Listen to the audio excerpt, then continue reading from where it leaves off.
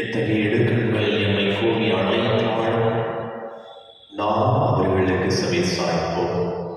நாம் என்றும் அவர்களுடைய ஆண்டவராக இருப்போம். தந்தை, மகன், தூய ஆவியாரின் பெயராலே ஆமென்.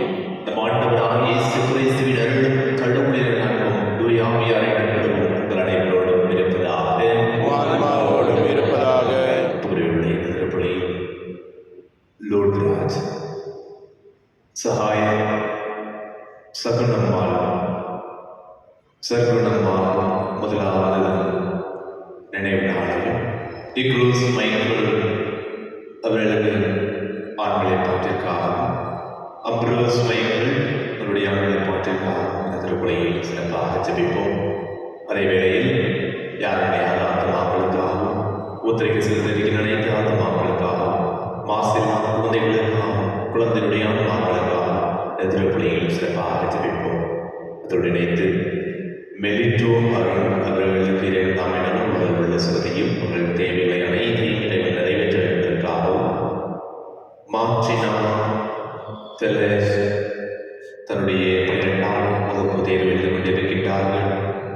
அவர்கள் நல்ல முறையில் தேர்வு எழுதி வெற்றி பெற இறைவன் அவர்களுக்கு அருள வேண்டுவதற்காகவும் அதேவேளை தேர்வு எழுதிய அனைத்து மாணவ மாணவிகளுக்கும் இறைவன் ஆசீர்வதிக்க வேண்டுவதற்காகவும் ஒவ்வொருடைய தனிப்பட்ட கருத்துகளுக்காகவும் இந்த திருப்பலியில் சிறப்பாக ஜெபிப்போம். அன்பின் சகோதர சகோதரிகள் தூய மறை நிகழ்வுகளை கொண்டாடும் தகுதிகள் பொருட்டு நம் பாவங்களை ஏற்றுக்கொள்வோம். எல்லாம் இறைவனிடமும் சகோதர சகோதரியே மூலமும் நான் பாவியனை ஏற்றுக்கொள்கின்றேன். ஏனெனில் சிந்தனையாலும் சொல்லாலும் செயலாலும் கடமையில் தவறியதாலும் பாவங்கள் பல செய்தேன். என் பாவமே, என் பாவமே, என் பெரும் பாவமே. ஆகையால் எப்பொழுதும் கன்னியான புனித மரியாவையும் வான தூதர் புனிதர் அனைவரையும் சகோதர சகோதரிகளே உங்களையும் நாம் இறைவனாகிய ஆண்டவரிடம் எனக்காக வேண்டிக் கொள்ள மன்றாடுகின்றேன். எல்லாம் இறைவனிடம் வைத்து பாவங்களை மன்னித்து நம்மிடம் வாழ்வுக்கு அழைத்துச் செல்வாராக. ஆமென்.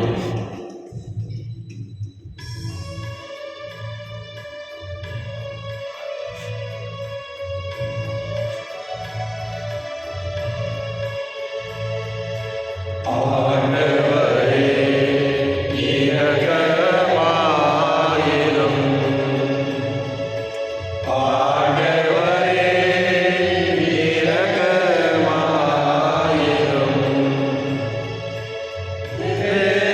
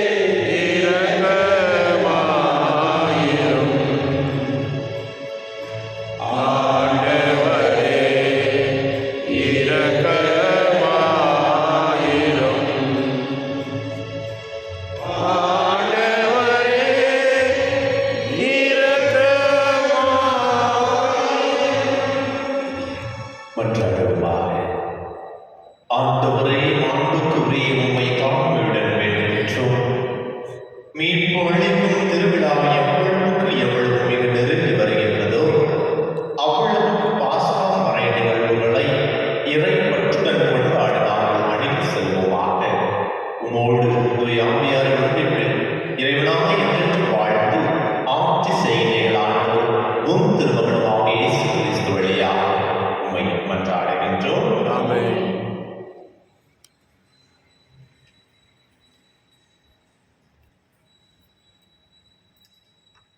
இறைவாக்கினர் எரேமியா நூலிலிருந்து வாசகம்.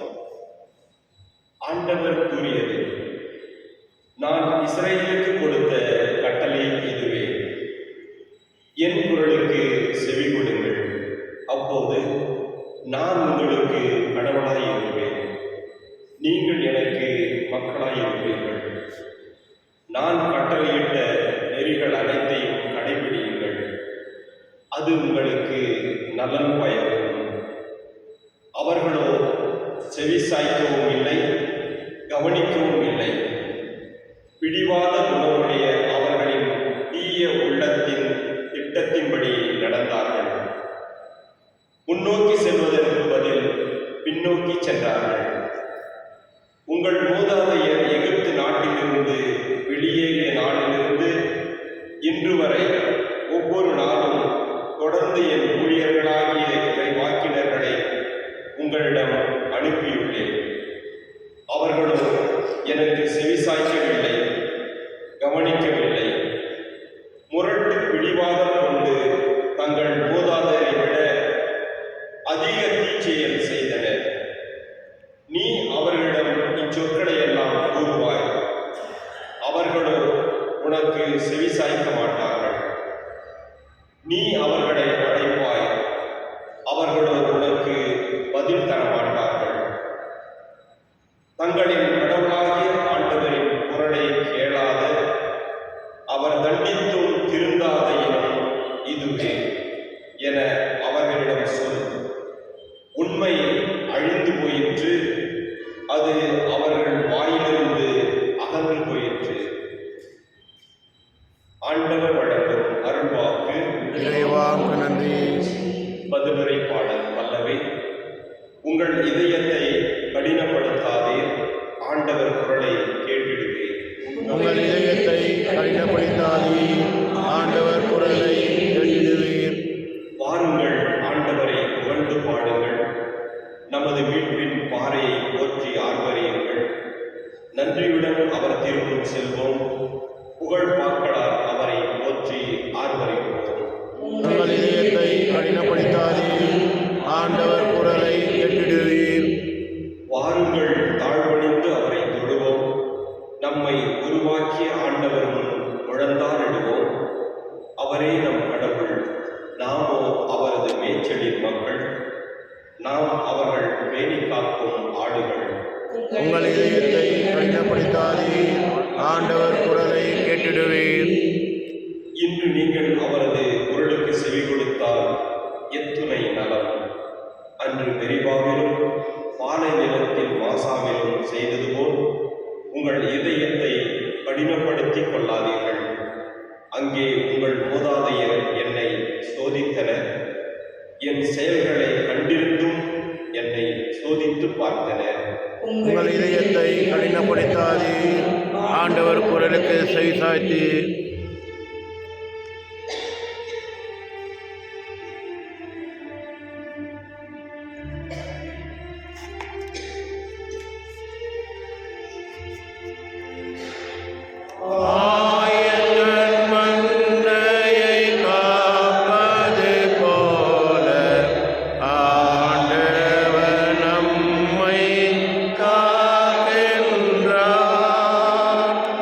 இப்பொழுது உங்கள் முழு இதயத்தை என்னிடம் திரும்பி வாருங்கள், ஏனெனில் நான் அருகில் இருந்தவர் இரக்கமிக்கவர் என்கிறார் ஆண்டவர்.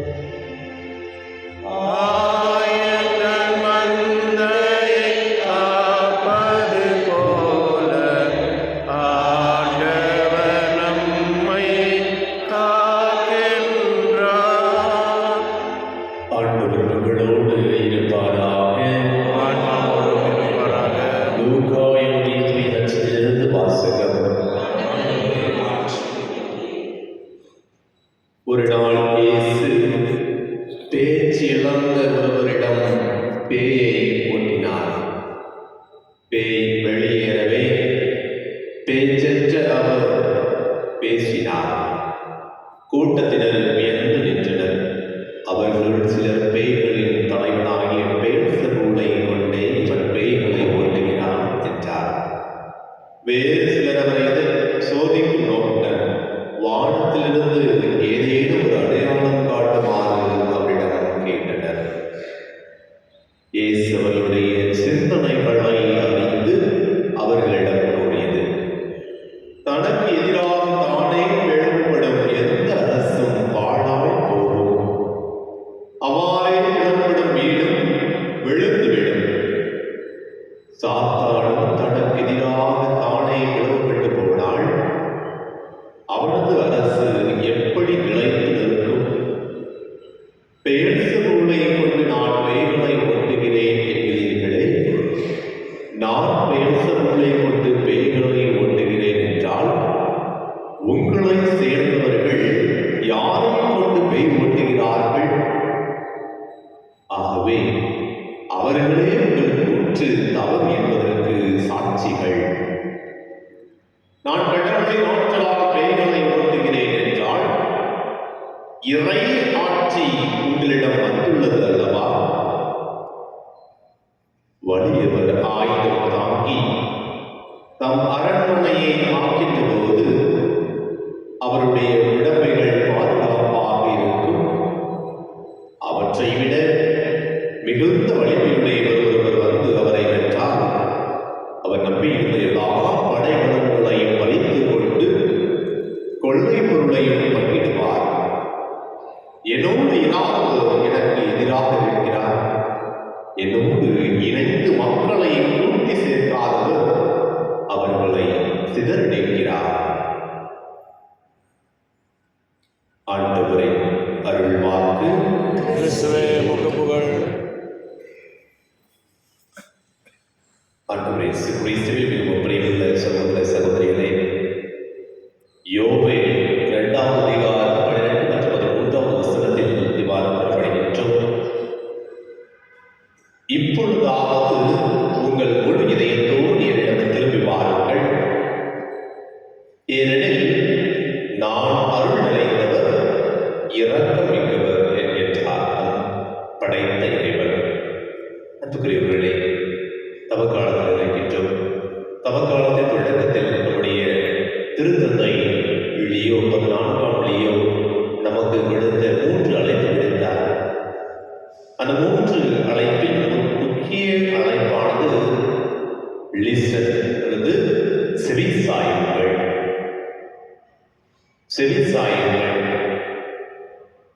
இதை முதல் வாசகத்தை நாம் பார்த்தோம் என்றால் முதல் வாசகம் எரேமியாவில் எழுதப்பட்டது. எரேமியா 7ஆம் அதிகாரம் 23ஆம் வசனத்தில் இவ்வாறு கூறப்படுவதை பார்க்கின்றோம். மோசே வழியாக எரேமியாவின் வழியாக இறைவன் இஸ்ரேல் மக்களுக்கு கூறுவது, என் குரலுக்கு செவி கொள்ளுங்கள், அப்பொழுது நான் உங்களுக்கு கடவுளாயிருப்பேன், நீங்கள் எனக்கு மக்களாயிருப்பீர்கள். நான் கட்டளையிட்ட நெறிகளை அனைத்தையும் கடைபிடியுங்கள், அது உங்களுக்கு நலம் பயக்கும். இதே வார்த்தை தான் இஸ்ரேல் மக்களுக்கு கூறிய இறைவன் இன்று நம் ஒவ்வொருவருக்குமே கூறிக்கொண்டிருக்கின்றார். நாம் எவ்வாறு இருக்கின்றோம்?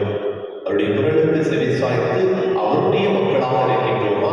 அவருடைய நெறியை கடைபிடித்து நம்முடைய குடும்பத்தில் வாழ்கின்றோமா? சற்று நாம் யோசித்து பார்ப்போம். தொடர்ந்து வாசிக்கின்ற பொழுது இஸ்ரேல் மக்கள் கடவுளுடைய வார்த்தையை கேளாமல் இருப்பதற்காக இறுதியாக நாம் இன்றைய முதல் வாசகத்தில் பார்க்கின்றோம். எரேமியா 7ஆம் அதிகாரம் 28ஆம் வசனத்தில் இவ்வாறு கூறப்படுகிறது, அவர்களோ உனக்கு செவிசாய்க்க மாட்டார்கள், நீ அவர்களை அழைப்பாய், அவர்களோ உனக்கு பதில் தர மாட்டார்கள். தங்களின் கடவுளாகிய ஆண்டவரின் குரலை கேளாத யார், தங்கள் கடவுளாகிய ஆண்டவரின் குரலை கேளாத யாவரும் தண்டித்து திருந்தாத இனம் இதுவே என அவர்களிடம் சொல்வேன் என்கின்றார் இறைவன். இறைவாக்கினர் வழியாக உண்மை அழிந்து போயிற்று, அது அவர்கள் வாயிலிருந்து அகன்று போயிற்று. அன்புக்குரியவர்களே, இதைத்தான் நம்முடைய ஆண்டவர் நம்மிடமிருந்தும் நமக்கும் நாம் கடவுளுடைய வார்த்தை கேட்காமல் இருந்தால்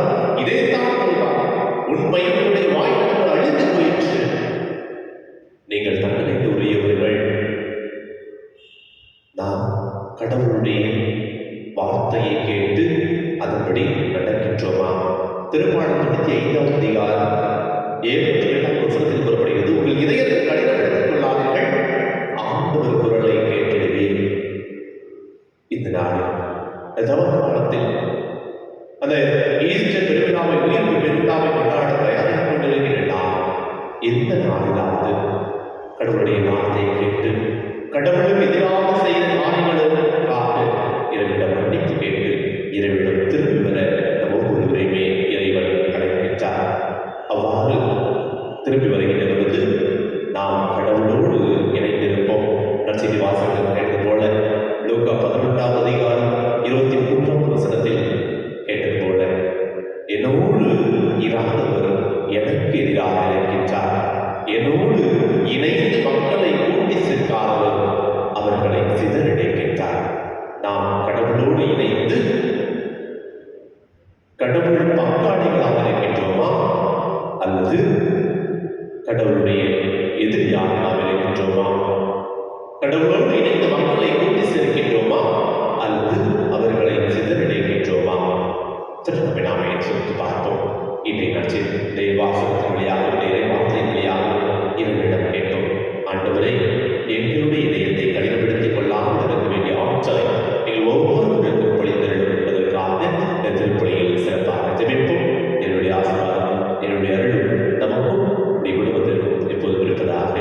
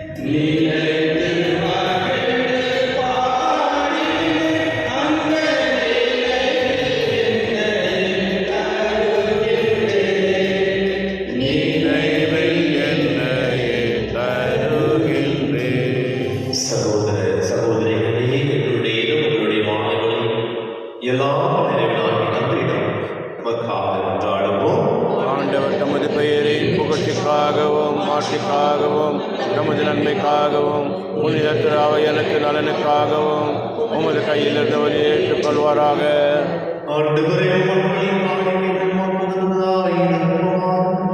அவர்கள் பாவமறைகளை தூய்மைப்படுத்தியுள்ள உம்மை துதிக்கிறோம்.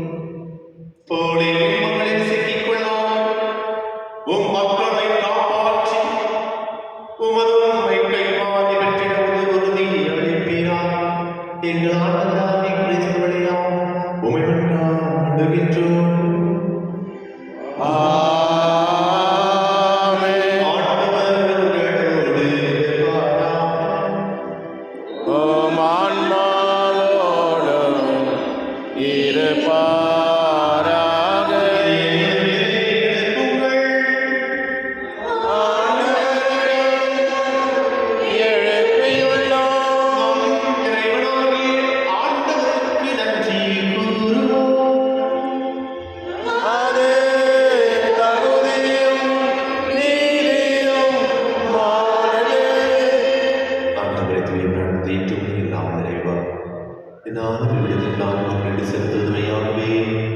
தகுதியும் நீதியுமாகவே கடமையும் ஏற்றுக்குரிய செய்யவாகும்.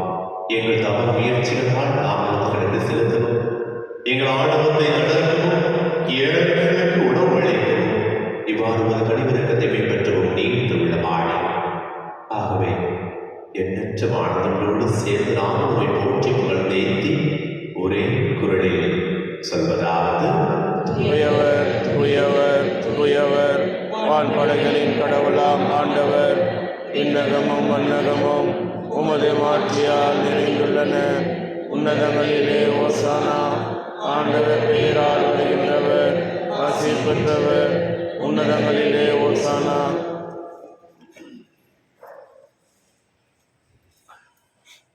ஆண்டவரே, நிலையாகவே தூயவரே, வேடத்திற்கு முற்று. ஆகவே உம்முடைய ஆவியை பொழிந்து காணிக்கைகளை தூய்மைப்படுத்த வேண்டுகின்றோம். இவ்வாறு ஆண்டவர் இயேசு கிறிஸ்துவின் உடலும் இரத்தமுமாய் எங்களை மாறுவதாக. அவர் பாடுபடும் கடந்து விளையாடுவது போதும் அப்போது இடத்திலிருந்து சிலதை விட்டு தம் சிலர்களை கழித்தவர் கூறியதாக. அனைவரும் இதிலிருந்து பெற்று உண்ணுங்கள், ஏனெனில் இது உங்களுக்காக கையளிக்கப்படும் என் உடல்.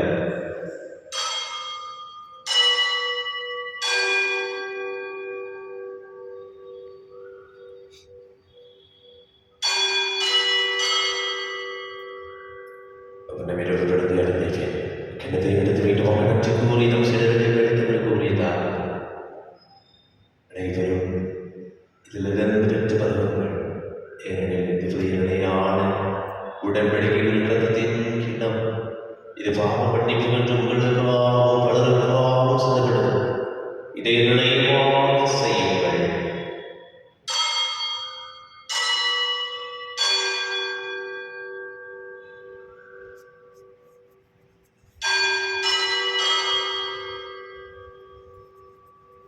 நம்பிக்கையின் தலைவர்கள்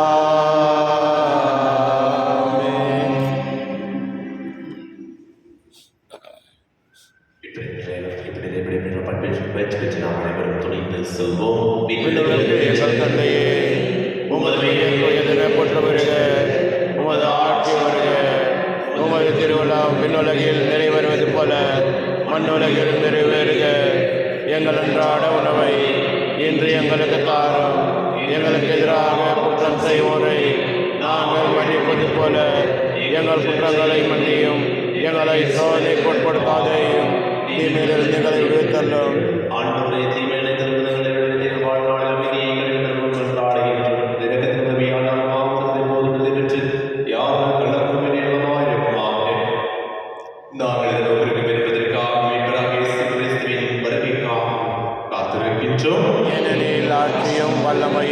ஆட்சியும் என்றென்றும் உமது.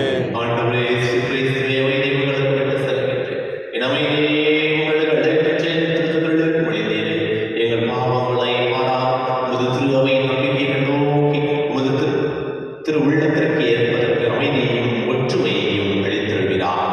என்றென்றும் வாழ்ந்து ஆட்சி செய்கின்றவர் நீரே. ஆமென்.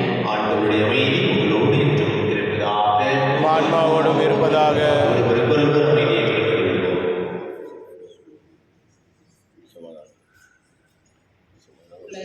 பாவம் போக்கும் இரணின் செம்மறியே, எம்மேல் இரக்கமாயிரும். உலகின் பாவம் போக்கும் இரணின் செம்மறியே, எம்மேல் இரக்கமாயிரும். உலகின் பாவம் போக்கும் இரணின் செம்மறியே, எமக்கு அமைதி அருளும்.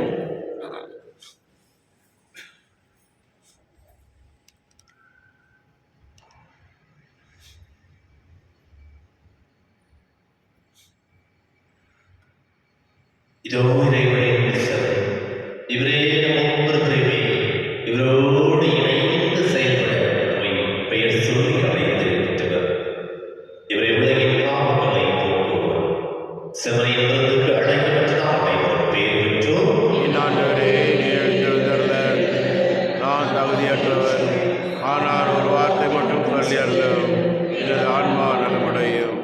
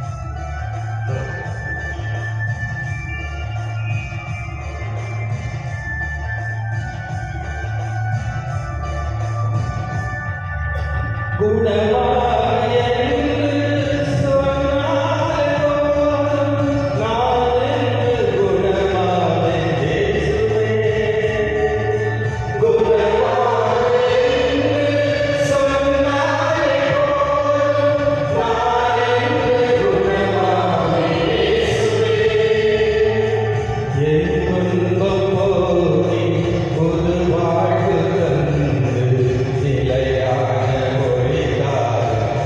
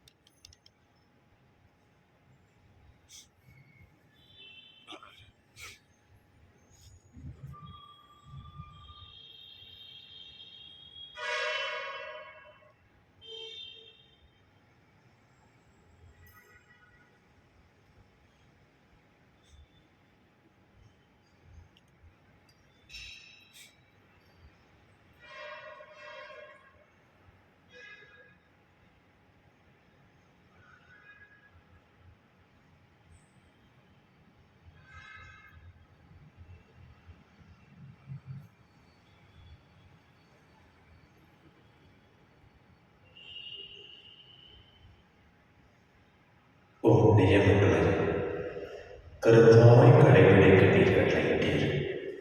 அதனால் உம்முடைய விதிமுறைகளை நான் கடைபிடிக்க என் வழிகளை நிலைத்திருத்து